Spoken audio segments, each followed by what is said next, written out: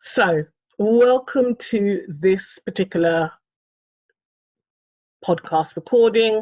We're going to be going over the basics of email marketing for events. Okay, so if you're listening to this, welcome. If you're watching this, it's very probable that you might be watching this on Eventline TV, on our YouTube channel, or indeed on our website. Welcome.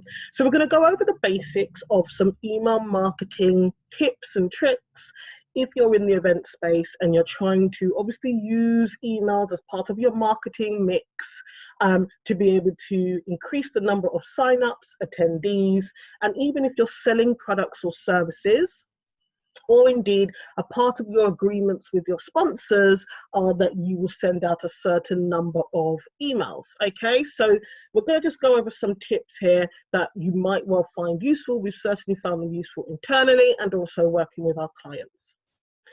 We're going to look at the basics. We're going to look at pre-event email content, post-event email content, and some best practice. Okay, so we always start by saying, hopefully you have an email database already, i.e. a database that you've been collecting with people's permission that you can use to communicate with people directly via email. And why is this important? One of the things that I'm always highlighting in all of my kind of interaction with people is that ownership is key right now, okay? So you may well, as an organizer, as a brand, as a business, be using social media to build audiences and followings, and that's absolutely fine. Within a certain context, there's definitely currency in that. However, you don't control those platforms. Okay, you don't control those platforms, and therefore, if those platforms disappear, malfunction, or go down for an hour, a day, or longer, and all of your database, okay, people in reality that like you, follow you, that you share content with on social media, are there, you lose access to them because you don't own that channel. And so that's why email databases are so important, because you can communicate with people who are interested in what you do whenever you want to. And you can use email to nurture and cultivate those audiences so that they get to know you, so they get to know what you sell, what you offer, what you provide, etc. So that's why email marketing is often a forgotten channel. It's super important, okay? And there's always a lot of debate online amongst marketers, etc., about whether email marketing is dead. Well, in 2020, we're seeing that is absolutely not true. I don't know about you, but I've certainly received a lot of emails from companies I'd forgotten I'd even signed up for something or another at some point, telling me about what their COVID-19 plans are, okay? So email marketing is not dead. Okay, in fact, we're going to see that when companies are using email marketing cleverly, it will increase signups for events, and it certainly will increase sales, okay? Be mindful of the fact that depending on what jurisdiction, what country you're in, you do or may need permission to be able to market to people via their email. So you need to make sure in terms of your data privacy, okay, and data protection, that you're complying with the laws that are applicable in your country or jurisdiction when you are collecting emails from prospective people, from people signing up, okay? And that's across any channel, so it might be your website, it could be downloadable, PDFs, any freebies, lead magnets that maybe you're giving people in exchange for an email address. Check what the rules and the laws are in your country. The other beautiful thing about email marketing is that you can automate. So you can create sequences of emails, okay?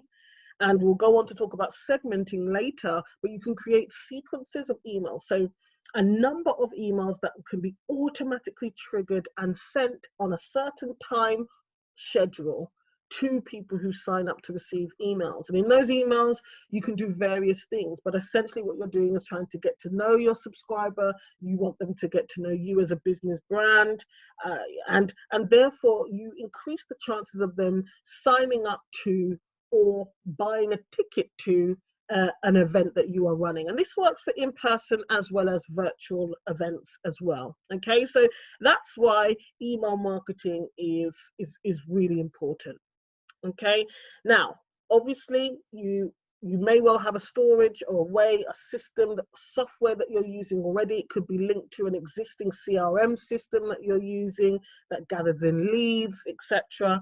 And so we're going to talk about the content and the copy today for the most part, but it's often important to be aware, again, you can store emails in a safe, secure place. You can connect it to other processes and systems within your business, etc., that collect leads in the first place, okay? So I always love to give some stats. You'll get to know that about us here at EventMind. We do like to use solid data when we are training and working with clients on their strategy and consulting. The average subscriber spends about 11 seconds reading your email. That is it, okay? It's no different to when they're scrolling through a social media feed, okay?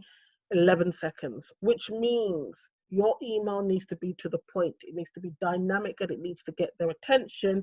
It needs to get your message across rather quickly, okay? So although email marketing is not dead, you are still vying and competing for the attention of the person who you've emailed. So this is where we get into talking about a few things: templates, call to actions, mobile responsiveness, and interaction. So templates. So we always recommend that teams create macros or templates of emails, the common emails that are sent. A bit like frequently asked questions. You always see that websites will have frequently asked questions sections, okay? The reason for that is these are the questions that we get a lot of, okay? So maybe there's your welcome email, you know, the email that's got the details about the location, time and date, or an email that has a tutorial or a video that welcomes them to the event, an email that, you know, shows your attendees exactly how to sign into or connect to your event using the software that you're using if it's virtual. So your templates are basically made up of common emails, okay? Frequent emails that you are sending to people. It saves you and your team time. It makes it easier for your team to trigger these emails in the system and send them to people, okay? So do think about using templates, and these are templates. The structure of these emails can be formed when you're deciding on your overall marketing strategy. So when you know as a team what your overall marketing strategy is across all of your channels, you can then format these emails, okay? So they will be made up of content that you've already created and have at your disposal, okay? That is the information that you're putting into these templates. It's not like you have to create new content for your emails. You can use existing content, okay, to create these templates that can then be sent to your database of people. Call to actions, really important. Tell people what you want them to do. And this is even more important in email. They're only using 11 seconds to look at your email. So what do you want them to do? Book, register, sign up, share, whatever it is, make sure the call to action is clear, it is bold. We can see from the data that buttons are more effective than hyperlinks, okay? So where you can create buttons that people can just click on and share, forward, sign up, or register. Sometimes we can spend a lot of time creating great content and then there's no call to action, or the call to action is weaker, okay? You want to get more bang for your buck. People like to be told what to do, believe it or not. So it's really important to always include call to actions. Make sure that your emails are mobile responsive, okay? Over 70% of people are opening their emails on their phone or a tablet device. So do make sure if you're using things like pictures and videos in your emails that they format properly and quickly on a mobile device, okay? Otherwise, you're going to lose people. You know, Wi-Fi goes out, data's not great, you've lost someone, they're distracted, they're bored, and they're not going to wait for the email to format necessarily, particularly if it doesn't format properly the first time. So really be aware of that. Make sure as a team you've tested your emails. It's really important when you create email sequences, email funnels, templates, etc. Send out test emails. Look at the emails on different devices and check that they appear and they format exactly the way you intend them to format. That's all part of that experience that you're providing to your potential attendees or your community or your networks. Try where possible to make sure the emails are interactive, they're dynamic. Don't send large, long pieces of text, for example. People don't have the time and they're not particularly inclined to read those types of emails, particularly in this kind of marketing cycle, that launch or push you might be doing for your events. So use pictures, use videos, use GIFs and color where possible and appropriate. Those are the types of emails that have far more success in terms of opening and clickable rates, okay? People click through on buttons, people click through on images, for example. So you want to make sure you're trying to, juice every ounce of your marketing efforts, time, and money. Okay, so those key points right there, I'll go over them again. Use templates where appropriate and as much as possible. Test out your templates. Make sure the links are active. Make sure that the emails are mobile responsive. Make sure you have clear call to actions. Tell people what you want them to do. Make sure that those call to actions are bold and clear. And then be as interactive as possible using email. Okay, so you want to use pictures, videos, GIFs, color where possible. So let's get into some pre-event email ideas, how you can warm your subscribers up, warm that audience up. So what I've done now is, here are some examples, and we've given them some names. Here are some examples of the types of emails you can be sending out in advance of your event. During that pre-event process where you're trying to get more people to attend, you're trying to get people to buy tickets if it's a paid event, for example.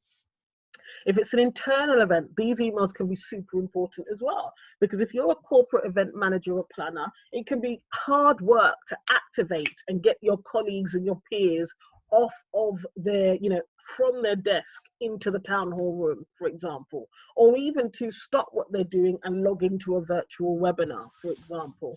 Okay, right now in this place that we're in 2020, when in-person events go back onto the calendar, there's going to be lots of competition. Okay, there'll be lots of events happening in a concentrated period of time. So it's really important to use this channel as dynamically as possible to get people to sign up with you. So here we have the promo email. So that's the email that may announce the actual event, the date, time, and place. That first email, have great images, okay? Even if it's just a save the date email, okay? Make sure, again, it's super clear and you're getting people ready for your event and what's coming up. Then you've got what we call the teaser emails, okay? This is where you can tease out the agenda. Maybe there's goodie bags, breakout sessions, private one-on-one Q&As, behind the scenes moments or experiences that are on offer. This is where you introduce speakers and sponsors into these teaser emails, okay? This is where you introduce all of the activities that you've got planned, whether it's an in-person event or a virtual event. Teaser emails are really impactful, okay? They get people ready for the event. They pique people's interest. You want them to be intrigued. You want them to click through and find out more about the event and why they should be attending. Teaser emails are powerful. And one of the things I really want to mention here is that this presentation, this recording is about email marketing itself, right? The mechanics of it to some extent and some of the structural stuff. When we're talking about the content, it's all of the content that you've come up with as a marketing team or as a planner or organizer. So any content, audio, blogs, videos, PDFs, white papers, any of the core content from those things can be used in your email. So we're not encouraging you to write new content for your emails. We're encouraging you to recycle, refresh, reformat, and reuse existing content. So you get more bang for your buck. The idea is not to give your team more work, okay? So you start with deciding what your content is. You create that content, produce the content, and then you're reformatting it and reusing it through a series of emails. A series of emails. So we just like to make that really, really clear. So we're not encouraging you to create new content unless, of course, email marketing is your only channel that you're going to use. And therefore, maybe then you will create content specifically for emails. But generally speaking, what we see with most people and most clients is that they already have content on their website, on their event landing page, okay, on their social media. All of that content can be reformatted in some way or another and used through email, via email. Okay, then we have the FOMO, what we call FOMO email, so fear of missing out. So this is where you include testimonials, feedback, social proof, videos of speakers, videos of the CEO or you as the event organizer talking about why people should come, why the event is happening. You know, you can invite people, welcome people using videos, behind the scenes footage that could be images, it could be pictures. So you can create fear of missing out by letting them know what's going to happen at the event, why they will be missing out, why should they come. Now, one of the things we talk about a lot at Event Mind is our actual framework that we use. We use a framework with every client and probably on every strategy session that we carry out, every training session. And there are 4 key things we always talk about. One of them is about creating community. If you can create community before, during, and after your event and across your marketing channels, you will see an increase not only in signups, registrants, but in engagement and interaction during the event. Okay, so you want to start creating this sense of community and this community experience in your emails as well, by including that type of content, which is very people-centered and focused, okay, of people, past attendees, current people who are coming, speakers, sponsors, them sharing their reasons for attending. Those are powerful, powerful content types that you can use in your kind of FOMO emails. Then you've got the personal invite email. That can come from a mixture or a few of people, organizers, speakers, sponsors. You've got your early bird emails, you know, to encourage early registrants. You could have bundles, exclusives, VIP access, all access, discounts if appropriate. This is that great moment, okay, that pre-event moment where you can encourage early signups. And what happens is with your early signups who maybe get access to extra bundles, whether that's in a virtual event or an in-person, okay, they become ambassadors because they're super happy sometimes that they've got like a deal or an insider deal, insider track here. So they become ambassadors, funny enough, and they go out there and they recommend and share with other people. So it's really powerful, that early bird email. Then you've got your reminder emails, okay? So again, make sure that link is clear, link to the booking, show them the map to get to the physical event, or if it's a virtual event, make sure you have tutorials or short videos that show people how to log in. That's something that we've seen very commonly. You know, there are still people, and honestly, more people than you know, who don't know how to log in, or they're not confident using tech to connect to a virtual event. They don't know how it works. And so sometimes those kind of, you know, helpful type emails, those reminder emails are really key, especially in the days preceding your event. Make sure it's okay during a launch maybe to email a little bit more than you usually would. It's okay. Include obviously your agenda and those types of things in your reminder emails.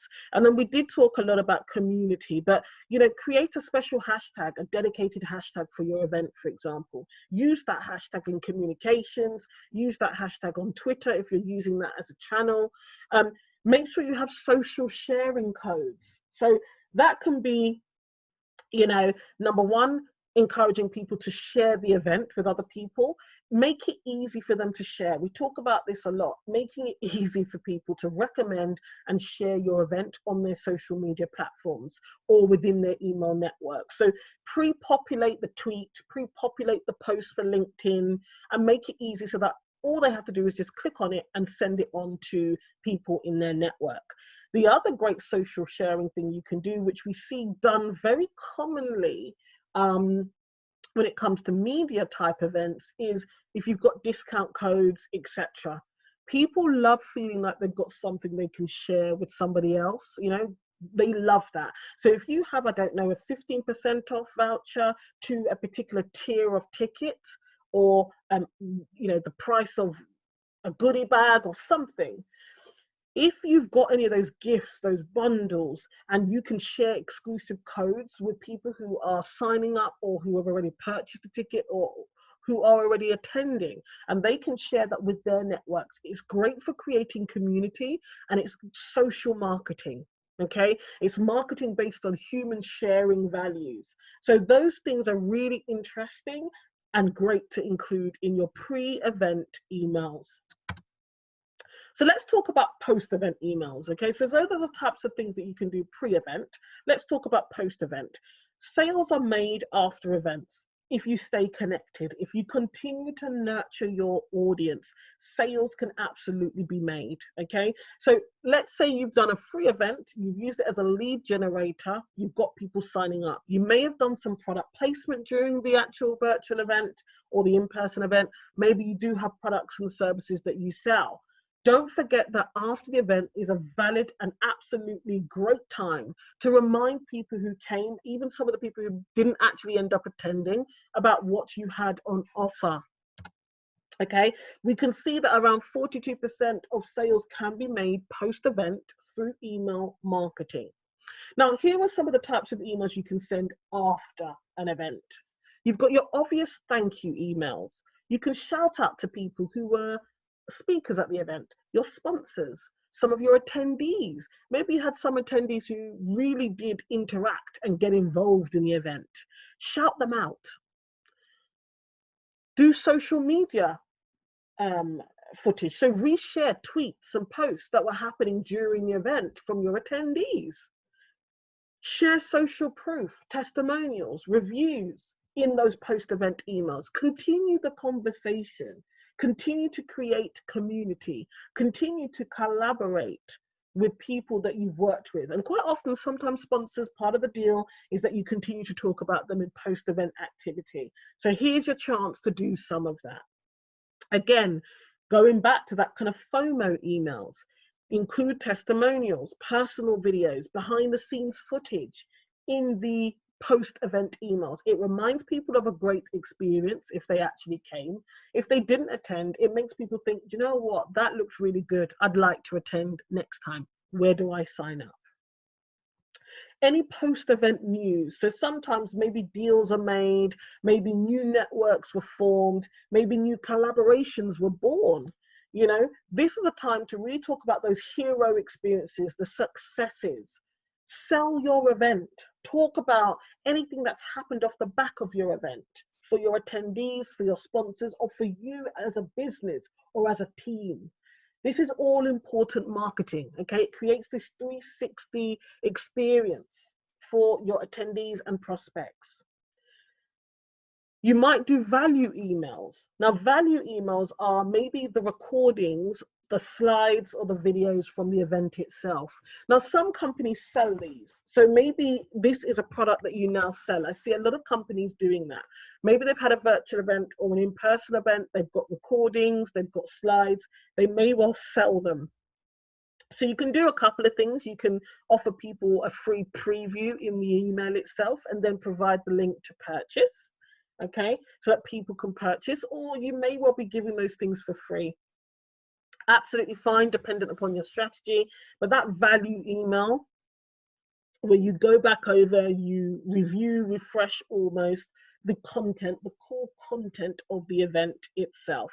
Then you can do questionnaires and surveys, get feedback and testimonials from people about what actually happened, okay, during the event as well. So, you know, use the opportunity, if appropriate, if part of your marketing strategy, to gather more data. Okay, so you can do questionnaires and surveys in your emails as well. People do respond to them, you know, especially in the B2B space. If you're running a survey, etc., people, if you give them some incentive, they will complete the survey, answer some questions, and give you some feedback. The last two kind of types or suggestions for emails post-event are your next event information. You know, one thing that some kind of B2B marketers do very well is promoting maybe the next event at the existing event, right? Sometimes you can get early sales, early tickets secured. Do that. Absolutely use that opportunity to do that, okay? So you can encourage early registration, you can encourage early bird tickets, again, going back to that early bird type email to get people to secure their ticket or their place at your next event. Same goes for community type emails, and I'm really a big fan of that. Again, it speaks to the core of the framework we use at EventMind. Community is always a key part of the framework that we employ. Use hashtags, dedicated hashtags, use social media. So reuse any social media footage, any social media social proof, as it were, testimonials, reviews, interactions, conversations that were happening on social media during your event. Okay, create community, use email to create community, bring your email alive, show the real people, show real attendees interacting.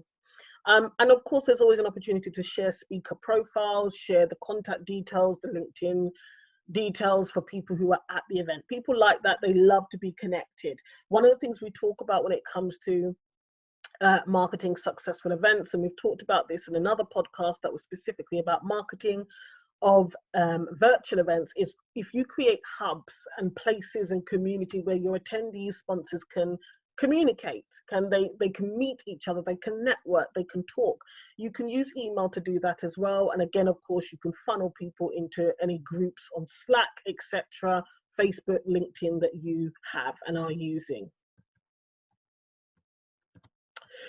The big thing here is to practice. Okay, we talk about failing fast and failing forward. You may be aware of that kind of belief and approach to these things in marketing. Practice. If you've not used emails before to communicate with your customers, with a community or network, practice and start doing it. You can do it weekly, monthly, bi-monthly, whatever is appropriate for your business. If you're an internal team and you're trying to encourage attendance to your events, whether it's with your peers or the employee cohort, using email can be great. Okay, it's super personal. It's better than just like a general bulletin on the intranet. So practice, practice, practice. If you're a bigger company and you have a large email database, but you don't actually dynamically use email marketing, now is the time to start and see how people respond. Particularly for you, the data and analytics that you can get from that by using questionnaires and surveys, looking at open rates, looking at click-through rates. It's such an interesting area if you're looking to leverage new channels. Now, we always do this slide. It's just a roundup of some of the things that we've discussed. And if you're listening, what we're talking about is 4 key things here. Okay, vary your content and tone of voice in your emails. And you will know as a company, as a brand, as a business, what tone of voice is appropriate. Okay, vary your content. Don't just send the same type of email all the time. Vary it, surprise people, engage people. Okay, test, experiment, and try new things. Super important. Subject lines. So of course, people only spend 11 seconds reading your email, but to get them to open, your subject line has to be something. You need to give them a reason to open your email. One of the things we do here at EventMind with our subject lines, but also even the subject of our webinars, subject of training, we split test. So the content might be the same, but the subject line is different. We will test it with different segments of our email group. So you might have, in your a database of emails, you might have people who are interested in your breakout sessions, or people who are more interested in, sessions about energy versus the people who are interested in sessions about, plant-based food containers. Whatever your sector or industry is, hopefully you've segmented and you've tested that database, right? Sending everybody the same thing is not a great idea long term. You need to find ways to segment out your email list into interests or stages in their journey, etc. And then you personalize the sequence of emails that go to particular segments on your list. We're happy to talk to you more about that if you're interested in that and how that works. But you have to make sure you get to know your subscribers, your community, your network as much as possible so that you are sharing content with them that interests them. So that's why you segment out your group and then you send specific types of emails to specific types of people in your email list, okay? So subject lines are a great place to start with this in terms of split testing different subject lines and titles and seeing what people respond to best. And the other thing, which is really important when it comes to promoting and marketing events, is creating urgency. Of course, keep it authentic, keep it real and honest, but you can create or institute deadlines, like when you have early bird tickets, access to exclusive VIP sessions or all access passes to your virtual event, for example. Create deadlines and stick to them, but they do make a difference and they do actually increase conversions. And that's it, really. That is a whistle-stop tour through email marketing for event professionals and events companies. You can find us on Twitter. You can find us on LinkedIn if you want to have a chat and continue this conversation. I hope you found this session useful.